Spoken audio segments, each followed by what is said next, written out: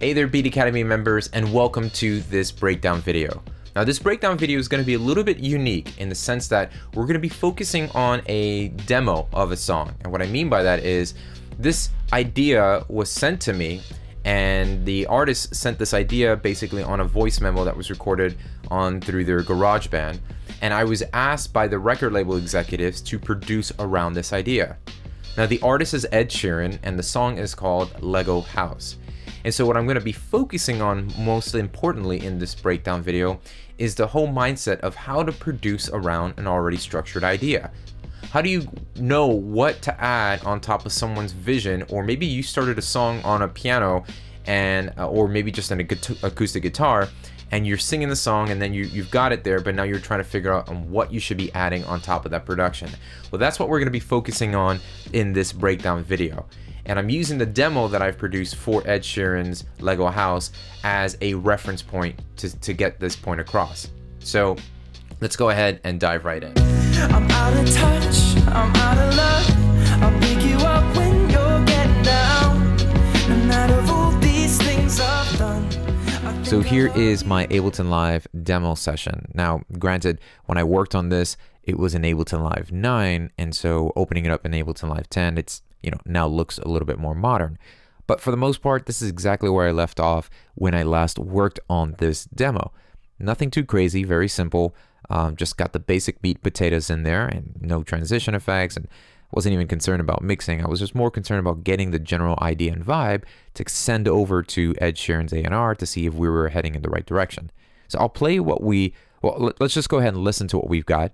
And then what I want to do is walk you through the whole process and mindset that I went through when receiving a song that was already written, but it's basically off of just an acoustic guitar and a vocal. And how do I go around producing around that? And that's what I want to focus our attention on in this video. So let's go ahead and listen to what we've got going on. I'm out of touch, I'm out of love. I'll pick you up when you're getting down. And out of all these things I've done, I think I love you better now. I'm out of sight, I'm out of mind. I do it all for you in time. And out of all these things I've done, I think I love you better now. Now the hard part was already taken care of, and that's just writing a great song. And that's something that Ed does really well. And so usually, I mean, you could tell if the song is there if you can just even strip it down to the most basic of instruments, whether it's just you on a piano and a guitar. And so in that case, what do you add around that so it doesn't strip away or get in the way of the vibe and feel of capturing that kind of performance? So the A&R really just sent over a recording of Ed Sheeran recording his guitar and him singing on his laptop through GarageBand. So that's what we have here. I'm out of touch, I'm out of love. I'll pick you up when. So I did a little bit of warping just to snap it on time, because I think he just did it without a metronome.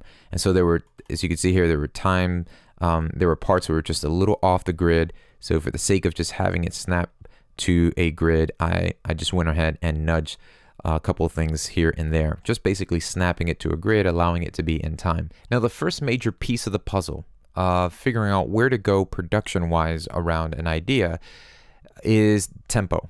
Tempo is going to ultimately be the roadmap into gauging, you know, more or less where I should be going production-wise.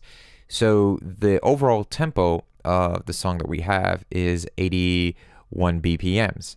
And I've changed the tempo over here to 82, and I've fluctuated a little bit. And where to base, and I'm trying to basically see if I speed up the tempo, at what point does the song feel too rushed? And if I drag the tempo down, at what point do I lose some of the energy and the overall vibe of the song? So let's go ahead and do that. And I'll play once again the chorus, but what we're going to do is just speed it up, and you can kind of start feeling the emotion changing as the tempo changes as well. I'm out of touch, I'm out of love.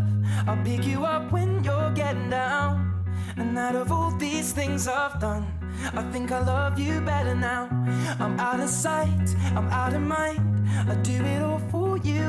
Now, this is where you start to head more in the remixing stage. At this point, I'm not trying to remix. I'm just trying to actually create an overall feel and vibe. And so we've gone from 81 to 90 BPMs. And already I'm starting to feel a lot, you know, it starts to feel the performance is a lot rushed. And I'm going to head over here to the verses because there's some parts there where he's doing double time phrasing. So. And it's dark in the cold December, but I got you to keep me warm. Right here. And it's dark in the cold December, but I got you to keep me warm. Now, obviously, having that at 90 BPMs is really, really rushed. So going back to 81, the original tempo. And it's dark in the cold December, but I got you to keep me warm. If you're broken, I will mend you, and I keep you sheltered from the storm that's raging on. So that's, you know, always look for those. If there's any part where you're doing any rhythmic, if there's any more rhythmic elements in the vocal phrasing, you want to check those areas and get a good feel as to whether they should be sped up or not. Now, I've kind of nudged up and down, messed around with maybe at 83, 84, and found just a good resting spot at 82. So just went 1 BPM up. The same thing goes for if we were to slow it down. And it's dark in the cold December, but I got you to keep me warm. If you're broken, I will. And I know we've got to adjust this part over here, but then it just starts to drag. I'm out of touch. I'm out of love. So let's just start with so we're going to be in this 81, 82 ballpark. And the reason why that's so important is because this is really going to gauge whether or not my drum programming, you know, it's gonna give me more of a narrow mindset as to where I should be going with my drum programming and just the overall feel and vibe. So the first thing I headed towards when having this laid out was the drums, and I wanted to create a drum pattern that really accented a lot of the rhythm that he's already playing in his guitar. Now, my approach to this, and I'm thinking sonically, when I'm hearing his guitar strum, immediately I think of just keeping it simple, keeping a breakbeat loop, you know, an old school hip hop type loop with some crackling, and so I'm already hearing that type of texture. And this is where your producer fingerprint gets left all over the production you're doing. And this is why people would collaborate with you, because of your unique perspective as to what you think would be needed to bring about the overall end result. And so I really wanted to keep it simple. The heart of the song was already done. You had the guitar, you had Ed's great performance on there. So I didn't want heavy programming. What I mean by that is I didn't want to create a lot of my own programming, finding some drum kits and boom bap type stuff. I just wanted to use a drum break and then simply just kind of enhance it. So I'll head over here, and in this drum group, I have a drum track here, just basically an audio track, and I just loaded a bunch of loops. And usually at this case, what I sort of do is just audition different drum breaks and different drum loops that I have and see which is more or less the closest or what feels the best. And that's what's so important here, is what really feels the best. Not technically every drum beat can be in time, but it doesn't necessarily mean that it just fits right with the performance. So let's have the vocals soloed, and I'll play a couple of different loops and see, you know, I went through a bunch of these, and I'll end up playing the one I end up landing with and the reason why behind that. I'm out of touch, I'm out of love. I'll pick you up when you're getting down. So this drum break is just a little bit too beefy, and a lot going on in the pattern. So I'm out of touch, I'm out of love. I'll pick you up when you're getting down. Now this one's kind of cool, but yet even the texture of it, it sounds a little bit too big, right? And it's got like the I'm out of touch, I'm out of love. I don't know, like Ed's performance, and this is just maybe like a little too pretty for this. I don't know how else to explain it, but I just thought that these drums just didn't make a good match with this yet. I'm out of touch, I'm out of love. I'll pick you up when you're getting down. Now I like the texture, and you see the biggest difference between this one and I'm out of touch. You know, this has the bigger room. It's more like the rock drums or that kind of big break, not rock, but maybe a little Zeppelinish type vibe. So, but this one's a little bit more like a smaller drum vibe. I'm out of touch. It's a lot more intimate. So I want to combine the intimacy of the texture of the sound. I'm out of touch. I'm out of love. But yet I want to maybe use a different pattern. But I'll just keep auditioning and going. I'm out of touch. I'm out of. Well, this could be. I think I was toying around with this one. So let me just put bar 1, beat 1 here. So that's the downbeat, and I'm gonna hit warp from here. I'm out of touch. I'm out of love. I'll pick you up. Yeah, so this was a good runner-up, and then I ended up going with this drum break here. I'm out of touch. I'm out of love. I'll pick you up when you're getting down. And mostly because the reason why I'm choosing this is because you have that open hi-hat right here, and it's at a good rhythmic moment where the guitar is actually doing some good accenting there. So let me actually just play it for you and notice the pocket in which he stops singing and the guitar is playing, and that open hi-hat really does complement that well. I'm out of touch. I'm out of love. I'll pick you up when you're getting down. And out of all these things I've done. So that little nice open hi-hat sets up all these things I've done, right? It really accents the downbeat here a lot. So I'm out of touch, and there's not a lot going on here. I'm out of touch right here, the snare and what he's saying. It just felt right. I'm not trying to over analyze this, but when I played this against the vocals, it just had a good vibe. They really just were two puzzle pieces that came together really well, in my opinion. I'm out of touch. And it also had the texture, the crackle that I really liked. So that's. I'm out of touch. I'm out of love. I'll pick you up when you're getting down. So that's the general vibe. That's the feel. I'm not trying to reinvent the wheel here. It sounds good. It ain't broke. Don't fix it. That's been my philosophy. So once I did that, I loaded up BFD, and I think at the time I maybe just upgraded to BFD 2 or something like that. And there was a drum kit in here that I liked. It's like a hip hop drum kit. So let's go ahead and turn this on and solo that. I'm out of touch. Let's mute the vocal. Yeah, so I'm basically only using the kick and the snare here to just add some more bottom end and a little bit of snap to the drum break here. So I'm doing what I call a foreground beat layering. So we have the drum break.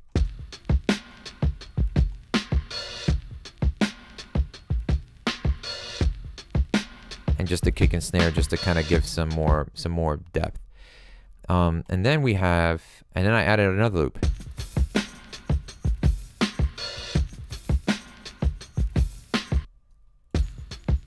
There we go. Yeah, I think it's this one.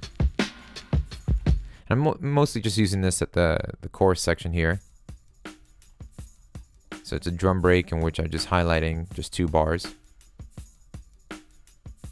Bringing it down because I do like the tambourine. Now the whole thing is I could get a tambourine and I can sequence this all myself with just finding all these individual sounds and programming them. But there's something unique about the way and the overall feel. That's really what I'm getting at here, is that you notice that this kick isn't perfectly on, and the snares, not like this isn't.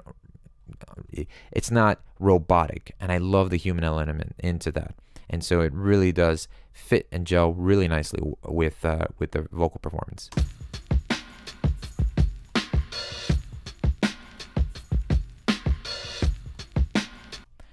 And I think what I'm going to do now, since I haven't really touched this, since I want to kind of morph this and get this to sounding right, I'm going to do a little bit of trimming down the transient preserve with the tambourine. And that's just basically lowering down the decay of that loop. And let's go ahead and put his vocals on. I'm out of touch. I'm out of love. I'll pick you up when you're getting down. Now, I gravitated to using the drum breaks because, like we mentioned earlier, the tempo became key, and it was a clear indicator to me as to what kind of drums I wanted to use. What kind of drums sound active, not too slow, and not too overhype. And so a lot of these drum breaks really shine around this tempo, 80 BPMs to 90 BPMs. So I'm playing around with those tempos there, and the drum breaks just added the warmth, the nostalgia, hip hop vibe to it, and it just worked out really well. Now I'm going to do a little bit of processing here.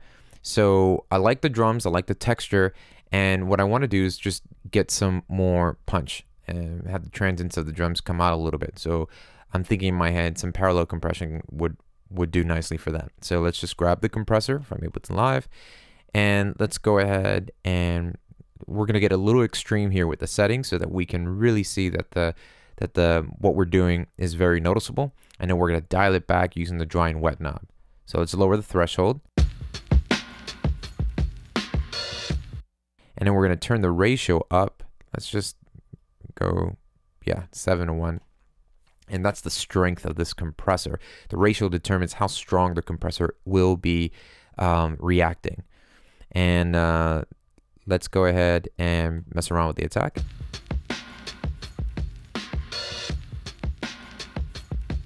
Slower attack would allow the initial transients, or the first initial thing that the compressor hears, it'll let that slide, and basically it'll just take its time to attack or to react.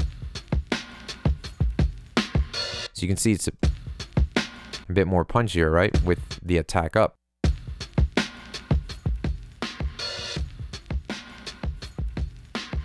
And we get a lot more of the tail end of the sounds, the snare, the tail end of the snare, the reverb, and the tail end of the kick when the attack's down. So what we're going to do is, now that we've got these settings here, let's just boost the volume, the output gain. And now we're going to dial it back with the dry and wet knob. Basically what we're going to do is we're going to allow some of the wet affected compressed signal go through, and we're going to blend it a little bit with the dry.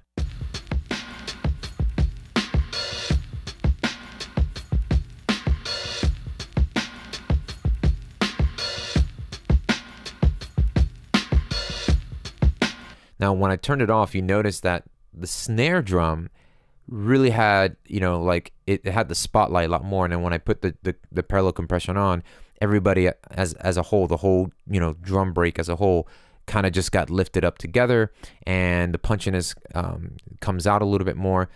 And that's from the compressed signal, and then blending it with the dry really gives it a nice overall feel.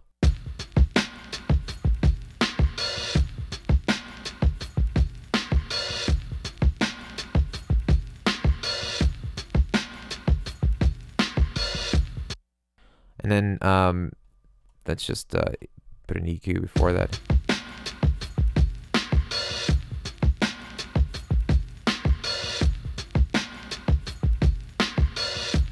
There you go. I'm basically using the EQ to get rid of any of that low end frequencies on that.